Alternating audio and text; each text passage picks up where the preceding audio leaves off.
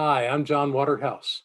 Welcome to the Original Science of Mind, which is the class taught by Reverend Dr. Barbara Waterhouse on the original text, which was published by Ernest Holmes in 1926. And tonight, Barbara touches on a number of the truths of science of mind, the truth that we teach as these principles.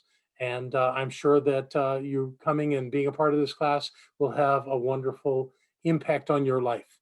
Because when we learn truth, when we remember the truth of our lives, we do seem to have a better time of doing our lives out in the world. So Barbara is on course and doing her good work, and I'm sure that you're going to enjoy every moment with her this evening. So have a great class, and I will see you at the end. We always begin everything at Center for Spiritual Living with a spiritual mind treatment, so I invite you to take a deep breath. And you can sneeze it if you want to. And I invite you to let go of any and all distractions on the outer and turn to the inner, the place of creation, the place of connection, the place of knowing. And so as we are focused within, we open up our awareness to that idea that says there is one thing and one thing only going on in this universe and beyond. It is light, it is love, it is joy, it is life, it is the absolute, it is that which we are. I know that we are created out of that one thing, that oneness, because there's nothing other than the one, and so we are made out of divine substance. We are spirit made manifest as us. We are a point of spirit, focused in time and space, but so much more. And so we open up our awareness to the idea that we have a body, but we're not our bodies. We have a mind, but we're not our minds. We have emotions, but we are not our emotions. We have experiences, but we are not our experiences. We are one with all. We are greater than anything we can conceive. And since we are created out of divine substance, we know that that is what we are. So we claim for ourselves right here and right now a class that is enlightening, a class that is exciting and uplifting. We claim for ourselves right now a body that is in absolute vibrant health, more than enough money than we know what to do with, relationships that are honest and loving and supportive, and everything that we focus upon comes into form with love and joy and success. That's our true nature. And then we move into gratitude, how great it is to be us, how great it is to be spirit as us, how great it is to be in this class this evening with such wonderful people, learning about such wonderful things. And then we let it go, knowing that we have done our work on the inside. And the only thing that can happen is that it shows up on the outside. So we turn it over knowing that we're done, as together we say, and so it is. Do we have any questions about last week's class? Great. This week we are talking about psychic phenomena, and I want you to know that this is one of the big reasons that the textbook got edited to begin with, because Ernest loved psychic stuff. And if you've read this chapter, oh my God, he says he sat in a room at one time and a cup levitated out of the kitchen and came into the room he was sitting in, tipped up to where he could drink some of it, and then it went back into the kitchen while nobody touched it. He loved this stuff. He loved table tipping and tapping and all kinds of psychic stuff.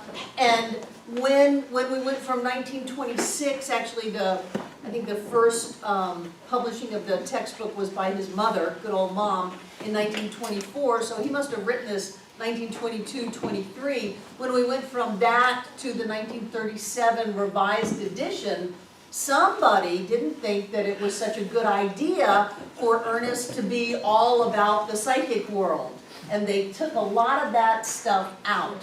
But what Ernest said was, if you're going to study the mind, then you need to study all of it, not just some of it. And he talks about how this is not an exhaustive treatise on psychism. It's been studied and proven, and he just wants to explain it to people so that they know what that's about. And so we start looking at psychic stuff, and he's got some pretty strong opinions about the psychic world. He says, you know, anybody who goes into a trance is not good, because then you're not being aware and something is taking over you, and that's not good. So much for Esther Hicks, I guess. And he talks about the difference between the mystic and the psychic, and we talked about mysticism last week with the lesson on the perfect whole, and he has a very high regard for mystics and not so much for psychics, but he really likes psychic stuff, and he cautions us not to give our power away to anybody else, that no one knows our future but ourselves, and that our destiny is not in the stars don't rule us. Do you have a question, Michaela? What if you don't know your destiny yet? That's all right, just hang out here and you'll get it. So that our destiny is our own, and not to give our power away, that our power is not in the stars, and all of that, you know, I can go with, but I've seen also a lot of information that comes into me that has been very valid, and so I'm not one that says none of that is real, because I think that who we are is so complex and intricate that sure, certain energies are at a certain point and we decide to incarnate, and we choose that second, and we choose that place, and we choose those parents, and everything is orchestrated at that exact second for us to show up in time and space. And I think it's kind of limiting to say none of that matters, because it does matter. You know, John and I are both Virgos, and if you were at our house yesterday, you can see that. I think John's a little bit more of a Virgo than me. Because every can in the pantry is turned, so the label, and in the refrigerator too, so that the labels are facing forward. And there's that sense of order that some would attribute to the fact that he's under an astrological sign called Virgo. I'm a Virgo, but I've got a lot of Leo cusp, and that's why I'm really practicing non-attachment with my hair. And so what I don't want to do is I don't want to read this lesson and go, oh, this is psychic stuff is just a bunch of BS, because Ernest loved it. So what did he love about that? He loved that there was information that you could tap into beyond the time-space continuum, and that information was real. Whether or not it was spot on for you, whether or not someone put their Madame Tarot robe on and was going to tell you when you were going to meet your true love or whatever, there's definitely information floating around beyond our five senses and beyond our ability to grasp that, usually at will. And some of that information can come from psychic stuff, and some can come in the realm of psychism that Ernest didn't put as psychic phenomenon, but I would, because it's information that comes from beyond time and space. I would say all intuition is in the psychic realm. Really. That when you get intuition, where did that come from? When you have a gut knowing, when you are compelled to call someone and check in. I can't tell you the number of times I've called people at this center and said, I don't know why, I just felt like I wanted to call. How you doing? And they would go, oh God, you have no idea how important this phone call at this second is to me. That's trusting my intuition. Whenever I've worked with people who have had supposed calamities happen to them, and they've gotten far enough away from it that they can be a little bit honest, and I say, really, you had no sense that this was going to turn south? You had no sense that you shouldn't do that? They go, oh yeah, I knew I shouldn't have done that. Well, that puts us in a position of being empowered instead of that something can happen to us and we don't have any knowledge or say about it.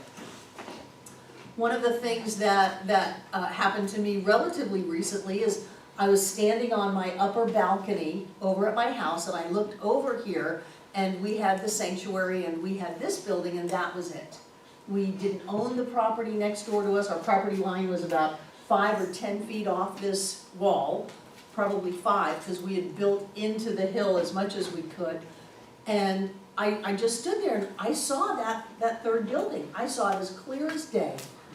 And I called John and I said, I didn't know we were supposed to build 3 of them. Now, having built the first 2, we felt really complete, that we were done building. And I saw the third building. It looked exactly like this one, only it was a little bit farther away. And sure enough, that third building is there. So some people might say, well, was that a psychic vision or a visual intuition that you got? Or did you build that because you had that sense that you were supposed to build it? And I don't know whether I can differentiate between what comes first. That's like a chicken and the egg thing. Right, but I know that I saw that as clear as day. I didn't ask for it, the same way I knew that we were supposed to have water on this property, and I'm not sure why now, but I knew. We would look at property and I would say, I don't know why, but it doesn't have any water. We're supposed to have water. We're gonna be on the water. There's water on this property.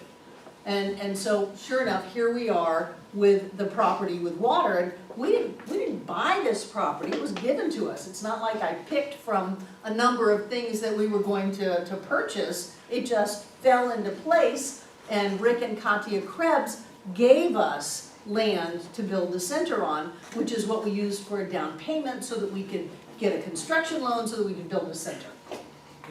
And it had water on it. So I'm very interested in what your experiences are, and I know that sometimes we get people at this center who have had psychic experiences and they have had to hide them. And they have been told that they weren't okay having them. We had a couple that, I'm not sure why they left, but they were very involved, and he had said that in the Catholic Church, he never could tell anybody that he saw angels and he saw auras and things like that. So I could go over everything Ernest has said, but frankly I find this the most boring lesson in the entire book, because I don't need a dictionary of every psychic phenomenon and what it means. I just don't need that. He has got some cool stuff in it, but I'm much more interested in where you are and if you've had experiences that would be either termed psychic or precognition, things like that. Have you known things were going to happen before they happened? Yes. Have you seen things before they happened? Have you had that experience? And what I want you to know is that if you have had to hide that in your life, that this is a safe place for you to be, because we all believe in that.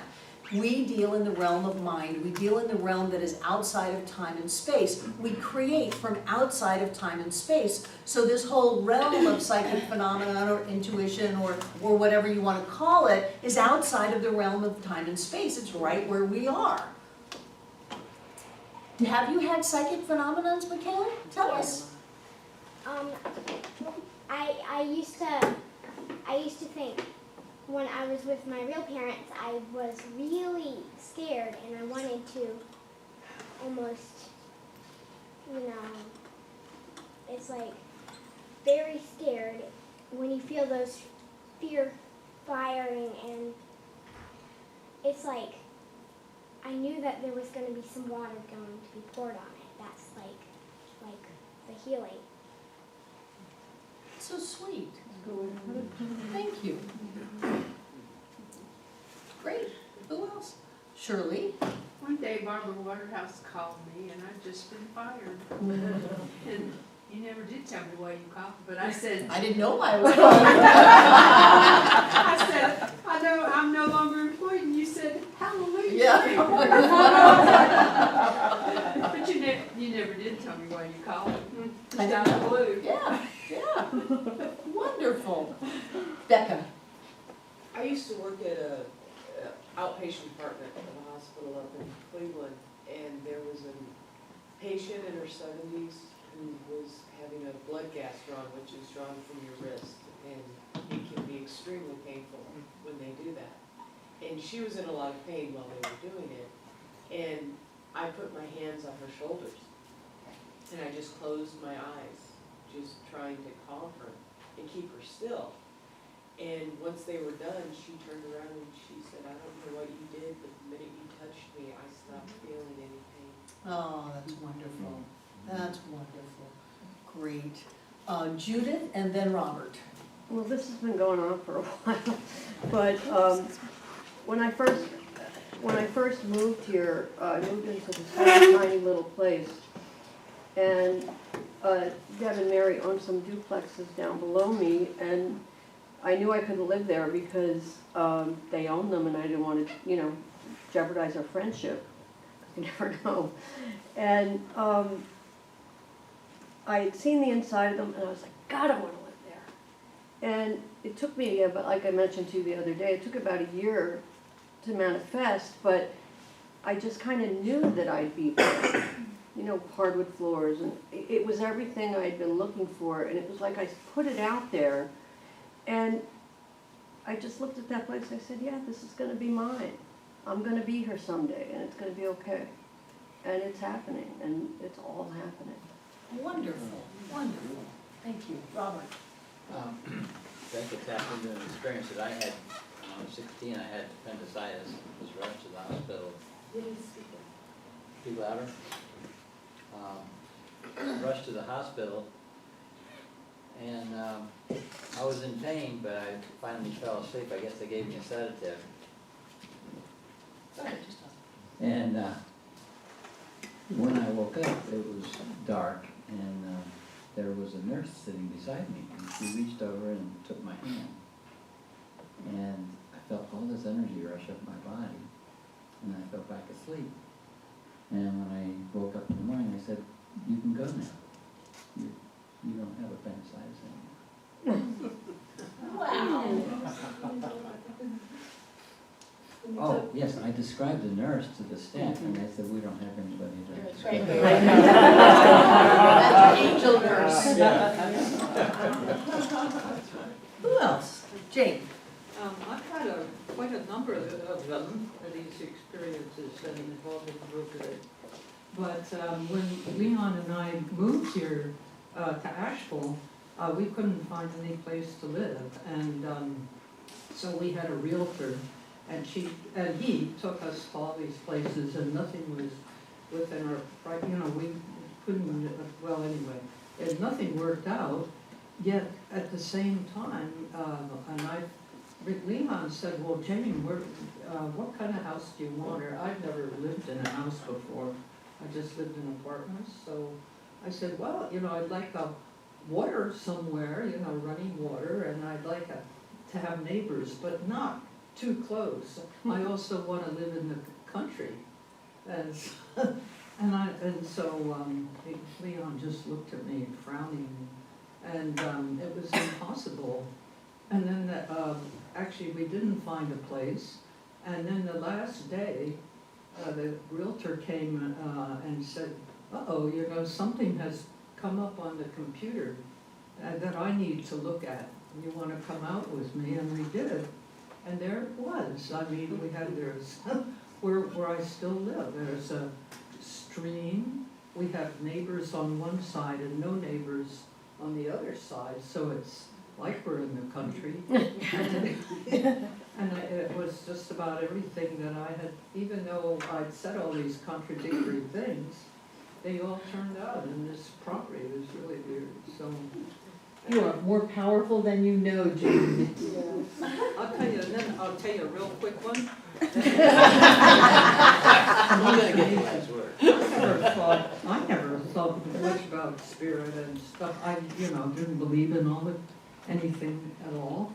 And when my husband died, of all things, here he was, an old, he's in his 80s and just dying away and lying in bed, and his hair was just scraggly and thin, And really, I saw I smelled something like smoke or something, I don't know, but I was with him.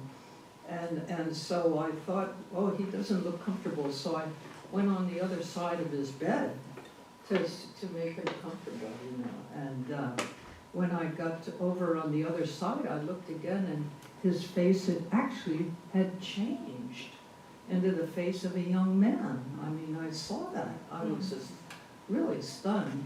And I thought, oh, gee, I'm having a hallucination or something. And then I looked, and his hair was blonde and just perfectly combed. And he was just lying there. And he looked like that for, you know, a minute or two, and then he changed back. But it was just an extremely odd thing, I would say. So, Very cool, very, very Yeah. cool, Jane. I'm coming to you, Sherry. Has anyone had the experience that you smell a certain thing at times? Rocky Bear used to say it was our spirit guides, and they would come with a certain smell. And so, pardon me?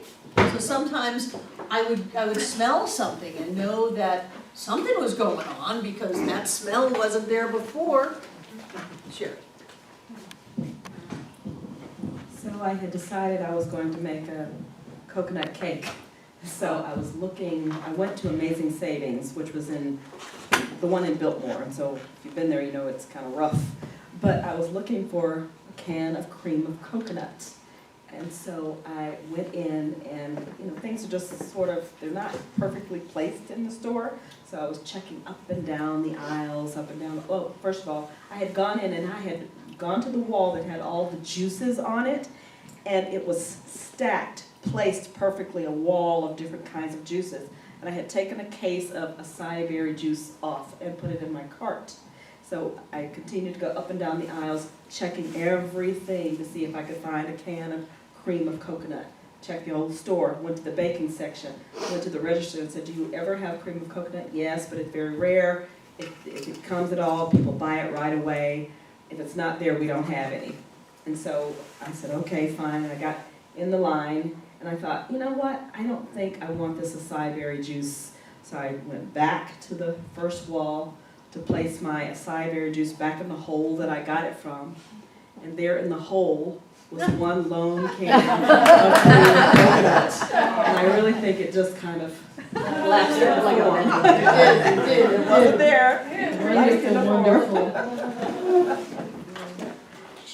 Charles Joseph, master clothing maker. So in '94, my business, not my business specifically, but my business and the businesses around in my complex were set fire to. Don't know why or by who. As it happens, I was in the building when it happened, and I had actually fallen asleep because I was working really late. It was in the middle of the night, and I woke up to the alarm and I saw the flames. Anyway, it was very scary, and I was very panicky, and I wanted to call my parents in case they saw it on the news, but that was before the advent of cell phones. So a lot was taking place, and it was 2, 3 in the morning when I woke up and saw the flames. Anyway, I called my mother finally, called my parents. Actually, my dad answered, and my mother was, tell me what's wrong, right away. And I told them, what had happened. And she said she had woken up at the same time that I had woken up, because I told her, when it happened. She said she had woken up and she knew that there was something wrong with one of her children, but she didn't know which one or what. So she was just praying until she got a phone call.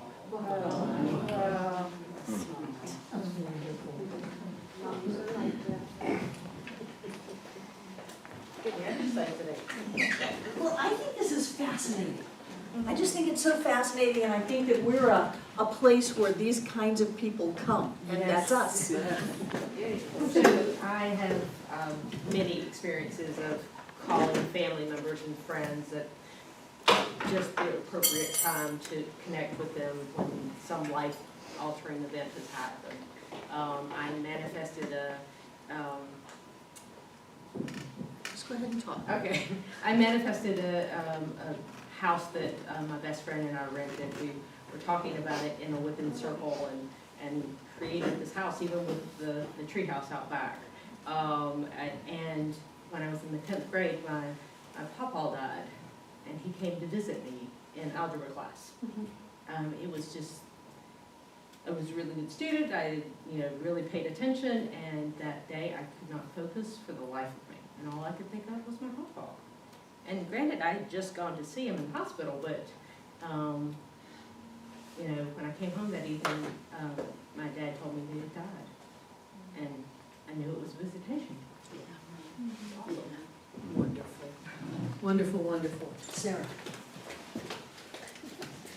I have many experiences, but one that's consistent is that when people who are close to me die, I know about it beforehand. And I also have the same experience with my grandfather. And I was actually listening to a song that talks about transition, and I was like, I think my grandfather's experiencing this right now. And I was 18, I had no idea what that meant, but 20 minutes later, the hospital called and he had passed. And I had the same experience with my grandmother, although my grandmother is still alive and lives in a nursing home, but I kept having that same experience that I'd had with him and some other family members, so I knew what it was. I knew this person's dying. And I kept calling my mom and saying, is she okay? Please check on her. And she was like, she's fine, she's fine. But what happened was, what no one knew at the time is that she was suffering from mini strokes. Yes. And now, although she's alive, she has dementia and doesn't know who I am. So I feel like those moments were us separating in this realm, and she doesn't know who I am now. We were very close. So she's still funny and witty and fairly healthy, but she has, I just felt like I felt her leaving. So.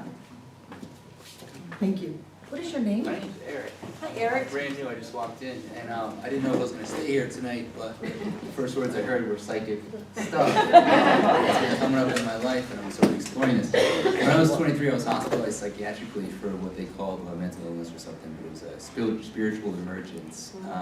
Stanislav Grof does work around this stuff, non-ordinary states of consciousness. And I think the psych wards are filled with people with just gifts.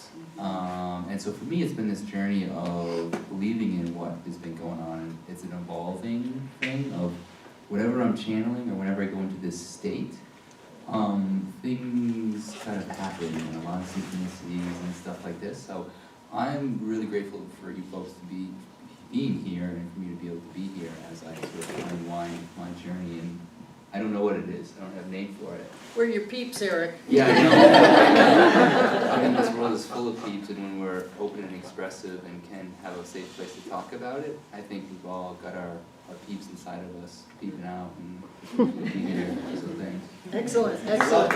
Yay, thank you. Who else? Why do we talk about, Roxanne. Different kind of story. Go ahead. Long time ago, when I was still living in Baltimore, and I had gotten a divorce in Denver and had moved back to Baltimore for a lot of reasons. The one of my pets that I was able to keep was a little parakeet that I'd had that was 11 years old at that time. And everything was in turmoil, but Petey was with me the whole time. And we got to Baltimore, and he started failing. And actually, I took him to a bird guy to watch him while I had to travel. And when I came back, walked in the store and I said, well, where's my bird? And he said, oh, he died, just flippantly. And I was devastated. So I took his little body home, and I was crying the whole time. And I found, of course, just happened to find a little jewelry box, perfect little parakeet coffin size, and I put him in. And then I found his favorite little ball that he always had played with. The parakeets have those little balls with bells in them, that you can see through. And it just fit in there, so I put it in. And I was living in an apartment complex with a stream through it. And I went out by the stream, and I buried him right by the stream. And then during the night, didn't even hear it, a huge rainstorm hit. I got up the next morning, and I looked out, and there had been a flood. And the stream had gone way up over its banks. I went out, there was logs and wood and everything. And I went out to the hole where I had buried him. And the hole was, of course, dug out, but it was still there, and the little coffin was gone, and he was gone. And the ball was sitting on the edge of the hole. Ooh. Waiting for me. Very cool, very cool. I love things that are impossible. I still have it in my jewelry box. B. It's kind of strange, it's only happened, I'm gonna say, a handful of times. But I'll be in a room in a meeting, this happened when I was working, and this sense that I knew every single person. But it was so clear that I knew them before, whatever that meant. And it was like, it was different light and everything, it was just, I would just stop. I didn't know at that time what it was, but it had all happened before. Wonderful. I've seen rain, people, Native American prayers, and rain came on the driest day, and it came just where we were, and not a half a block away where everybody else was, and they thought we got caught under sprinklers, and we were there. And another thing, a seance that started with table tipping, that it was huge tables. They were like raw edge wood tables that were, 500 pounds. And we were running around the room with our hands on these tables.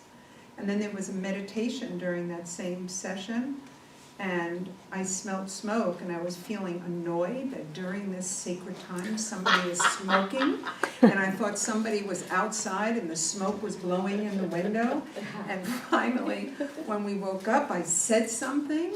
And she said, "No, Susan, nobody is smoking." And she described this person to me who was standing, I'm getting goosebumps, above me, beside me. And it was my father that she described, who was a heavy smoker. And now, on occasion, I smell smoke, and I go, "Hey, Dad." Yes, yes. I've been in Native American sweat lodges, and there's a smell to a very, very, very hot rock. And I smell that a lot, that smell.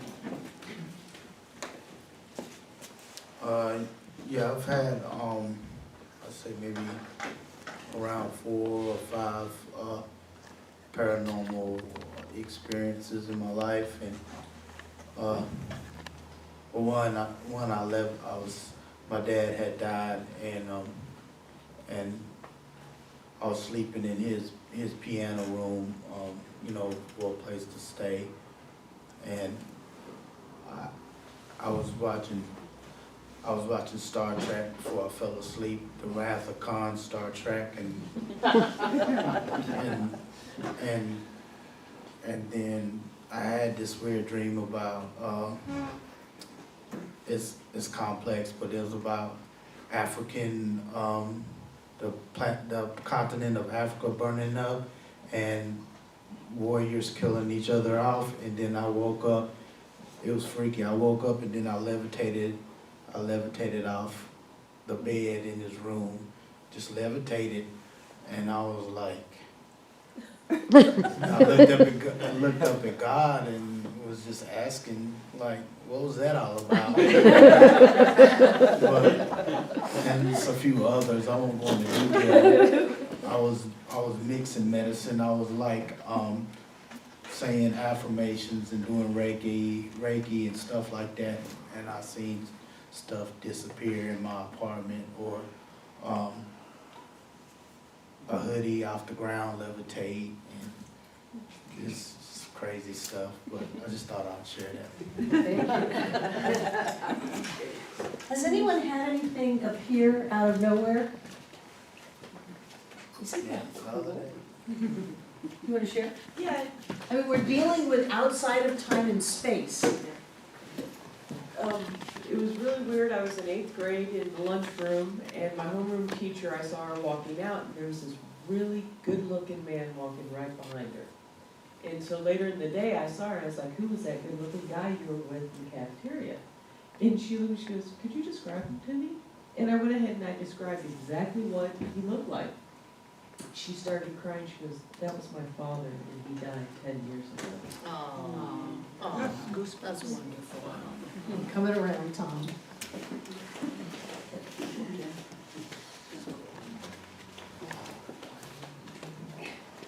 Oh, there you are. The one that I can bring to mind is I used to hang out with these Swami, Sajjananda, and Chinmoy, and at this yoga camp in Canada, and there were Swamis who would just manifest flowers and food and stuff. You know, well, I've spent most of my life living a psychic life. My memory isn't that great, and so I just have to intuit everything that I do. But I probably have to edit about 9% of what I say, because usually people will just go, "Oh yeah, that's crazy." Swami Satchidananda was in my seminary with the head of my seminary, and they were both up on this platform speaking with us. And there was a light coming from under his robe, like E.T. There was a light, and they were talking about something, having a great time, laughing, having a ball. And there was that heart light. That's what we were, and it wasn't just me. It was very apparent, but there was nothing there but the light. You didn't have a flashlight. No, so it was not a flashlight. It was the light of love, Just remember that. light of spirit. Jane. Just before Leon died, a couple of days before, this bird came into our lawn, and I couldn't find it. It's like an invisible bird, but I could hear it, and it was going, Leon, Leon, Leon. And I thought, holy moly, and I kept looking, and I could not find this bird anywhere, but he just wouldn't shut up. This was driving me crazy. I was having enough trouble without this bird. And so what happened is that finally I did find him. Well, the other thing that happened was that my cat, Tipper, he just started crying a couple of days just before Leon died. So that, plus this bird in the yard, going, Leon, Leon, you know, and then after Leon died, and what happened was that I finally, the bird just kept on for months.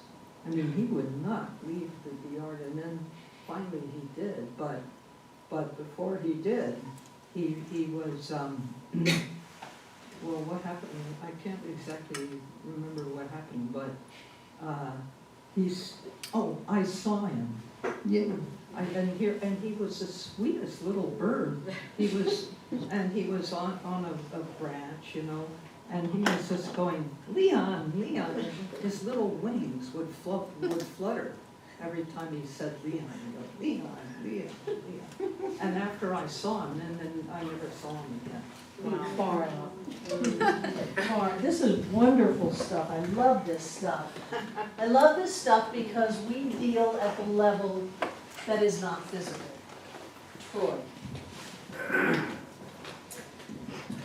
A number of years ago, 1980, my brother ended his own life. And he was 4 years younger than I was. We grew up together and were inseparable. We were segregated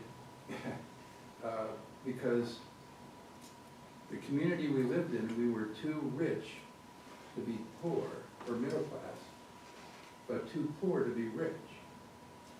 Now this sounds strange, but because of that situation, we grew up in a country club environment, and nobody wanted to play with the sons of a Milwaukee tavern keeper. We didn't make the grade. And so we had ourselves, and we just vowed that we're going to get so good, we're going to kick the ass of anybody that we do play. Well, that's the way our life had gone. And we went from golf to rock and roll, and just wherever life took us, we were there together. But one day in 1980, I saw him for the last time. He put his arms around me and said, I love you, bro. And I never saw him again. Well, now this is where it begins. I'm sorry for the long intro, but just so you understand. at that point in time, now I believe it was a psychic phenomenon, but I can't be sure. But in my dream state, for probably, I'm gonna say, a 20-year period, we lived together again in real time, it appeared. He grew older, and we had experiences or shared things or thoughts. And then I think I reached a point where somehow either he felt that he had to leave, or that I was secure enough that I didn't need his presence. I don't know what it was. But that relationship, the dream relationship, just ended. And to be quite honest, I hadn't really given it too much thought. I've kind of taken it out of my consciousness in a certain sense. And tonight there it was, so I thought, well, I only have one that I'll share. That's fascinating. So you had a whole life in your dreams for years. For years. Of seeming real time with your brother who was gone as you both grew old. Amazing. So there is so much more going on than we can see or than what most people believe. And when we start opening up to these different inputs, we get more of them, is my experience. The more you trust and act on your intuition, the more aware of your intuition you become. If you're shut down and say, no, that's not real, I can't touch it, I can't feel it yet, then that shutting down shuts us down from stuff that comes to us. So I think that Ernest was onto something when he said, if we're gonna study mind, I wanna study all of it. I wanna know what's happening. I remember my sister Margaret is very psychic and intuitive, and when she found the house that she and John and I lived in Miami right before we moved, she wouldn't look for ads. I'm all, here's the paper, here are the ads, and she was going, no, it's down this street. And sure enough, after she drove around for a little bit, she found a house that had a little handmade sign in the front for rent. And that's where we all lived. But she knew that it wasn't in the paper, and she would say, no, it's not in the paper, it's over this way. And we would kind of zigzag around until we found this. And that was just letting herself be guided. I remember the first real spiritual kind of thing I ever did was when I first moved to Oregon, a bunch of people in the place I was living went into an abandoned house, and we all took candles and we all went in there, and we went in there for the intention of guiding the trapped soul that was in there into the light so they could leave this earth plane and move on into the next dimension. And I was, 27 years old, and for me, this thing was just as normal as could be. It was as if, well, of course, if someone can sense a trapped soul in that abandoned house, we can go sit there and we can chant and sing and visualize them and help them to the light and all of that. Of course we can do that. And so we did that. And it didn't seem a bit odd to me that that's what we were doing. I remember when we were living in Miami, Margaret and I were playing with a Ouija board. Oh, famous last words. And we were playing with a Ouija board, and all of a sudden a pretty big cutting board that had been washed and put in the dish drainer. This was before we had dishwashers, you wash everything by hand, and you kind of jam it in the dish drainer so it would sit up, so it would drain and dry on both sides. That, we heard this big crash in the kitchen, and we went in there, and the cutting board had left the drainer, flown across the kitchen, hit things on the counter, and knocked them all on the floor. Wow. And that's when we put the Ouija board away. We decided that was not something that we wanted to play with. But I remember going by cemeteries and just sending the light and feeling these beings just go in the light. And when we do our treatments for the center daily, it's that we're a beacon of light shining out into these mountains. And for me, I think that maybe we not only attract people in here on that beam of light, which is where you came from, but maybe we gather up some other stuff and shoot it out on that beam of light also. And if we can manipulate spiritual law to create a car or a job or something like that, why can't we use that same creative energy to transform, to bring in more light, to have more love, without it being a spiritual mind treatment, to change people, just to bring in more of an energy that's in alignment with who we are? I think we do that all the time. I think we do it in Ingalls, I think we do it driving down the street, and I think that the more that we are aware that we are dealing in realms that are not seen, the more we are aware of what we do in those realms. And so, one of the things that I want you to get from tonight's class is that there's nothing wrong with you.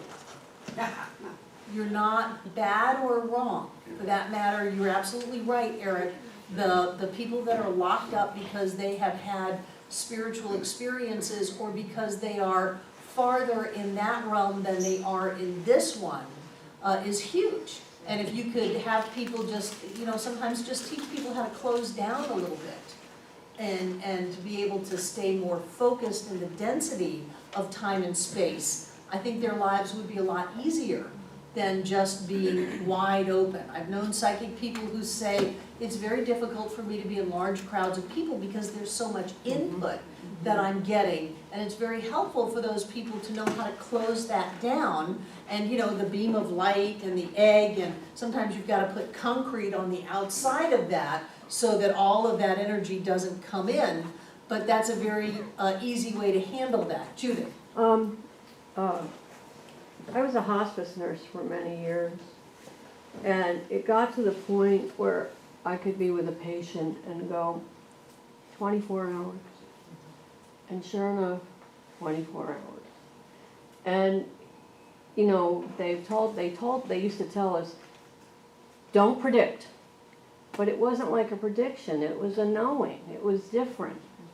And I mean, it never bothered me. It was always like a gift that I would know, and I could give the family that, this is what to expect now.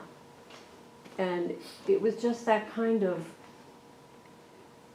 I don't know if it was a channel or whatever, it just kind of, I would bond with these people in their unconscious minds. And it was really amazing. Sure, because you're dealing with information that is beyond the physical. Right. And we're always dealing with information that's beyond the physical, and I encourage you to trust that. If something says, I really should probably leave a little bit early, trust that. If something says, no, I think it's not quite right in my timing. Oh, but you're going to be late. No, it's not quite the right time. Anytime I'm driving down the road and something happens to slow me down, I always am grateful because I'm in my perfect and right place. And I don't want to push it, because when I push it, then I can open myself up to energies that are not where I want to be, moving forward in ease and grace. One time when John and I were driving to Atlanta, there was a very serious accident right in front of us. And from then on, not only do we have an agreement once we get in the car that we travel safely, but that everybody around us is safe. And that doesn't mean I'm controlling and manipulating their experience. It is that if they want to get in an accident, they just need to go somewhere else. Or just wait a couple of minutes till I go by, because in my experience, I don't want to bring that energy in. And people who focus on all of that, and they bring it right in, and they bring people in that match that. But we are all psychic. We are all dealing outside of that realm. How many people were at the fire walk last time? We're going to have another fire walk. What is up with that? How is it that in, 2.5 weeks, on January 1st at 4 o'clock, we're going to light a half a cord of cherry wood And then we're going to rake it out, roll our pants up, and walk across it at 1200 degrees. The same temperature that they melt the aluminum to pour a car engine. How is it that that happens? How do we do that? Twice a year, at least. I mean, isn't that somehow you're outside of time and space? Those of you who have walked, don't you feel like you're, sometimes people feel like they're not touching the coals. They feel like they just went from at the beginning of the fire to the end of the fire, and it happened just like that. Isn't that dealing outside of the realm of time and space? And don't we do that? If I have to wait for time and space to show up for me to create my life, then I'm going to be limited to what shows up in time and space. And the only thing that will show up in time and space is what has already been set in motion to show up in time and space. And I'm not going to get anywhere. I have to realize that there is a part of me that is in this world but not of it. There is a part of me that can transform things. There is a part of me that can do the impossible. There is a part of me that knows what I shouldn't know. And I don't mean that by naughty shouldn't know, that I have no way of knowing. Ernest says that the science of mind gives the solution to every problem and the answer to every question. Well, that's not in the realm of physical form. Usually it's not coming, via text. What we're doing is we're getting some kind of intuitive guidance. We're dealing with a realm of information or energy that is not of the corporal physical form, and we're picking up on that, and then we have the wherewithal to open up to it, to acknowledge it, to get that. And when we do that, then we've got the answers and the solution and the guidance and the direction, and our life goes much more smoothly. Is there anybody who notices the difference between when they listen to that and when they don't listen to that in their world? Yeah, when we don't listen, for me, when I don't listen, I just beat my head against the wall. And when I don't listen, when things don't go the way I thought they were going to go, it gets me really upset. When I listen, I realize that I am so grateful for every closed door. Because every closed door is keeping me from going where I'm not supposed to go. And it's not that there's some outside power saying, Barbara, you shouldn't go there. It's that the intention of my life is going to take me in a general direction. And if I inadvertently start going in a different direction and a door closes, thank you. Thank you for that closed door. Because then I don't have to waste, gosh, in marriages, it could be 10 years. I don't have to waste 10 years going down that road that wasn't my highest and best of love and light and joy road to go. And if I can listen to myself, I have had people in weddings and I've said, really? You picked that person to marry? Did you not notice some of the traits of that person? Did you not get a sense that maybe this wasn't your best match? And they invariably say, I know I wasn't supposed to marry that person, but I thought it was the best I could do. I thought it was the best I could get. Or I was tired of waiting. Or I was lonely. Well, you pay a price. You have an effect for every cause. So when we can learn to open up and listen to that, our lives get easier. Did I tell you about Willard Fuller? Yes. Hi, and welcome back. Isn't that wonderful? This time with Barbara is always thrilling and touches on things that we needed to hear. How many times have I heard that from people? I really needed to hear what Barbara said. So thank you for joining tonight. Let's close this with a spiritual mind treatment, knowing that the presence and the power of the One is right where we are, that we have come together in a unity of consciousness to hear the words of Dr. Barbara and to use them in our lives in powerful and meaningful ways. So I'm certain that that is exactly what has happened. And we take this from this class into our lives to use everywhere we go and everything that we do, and that all is well because all is God. And certain that this is so, I simply claim it to be in gratitude and love, releasing it into the allness of spirit. And so it is. And with that, have a wonderful day, and we'll see you again soon.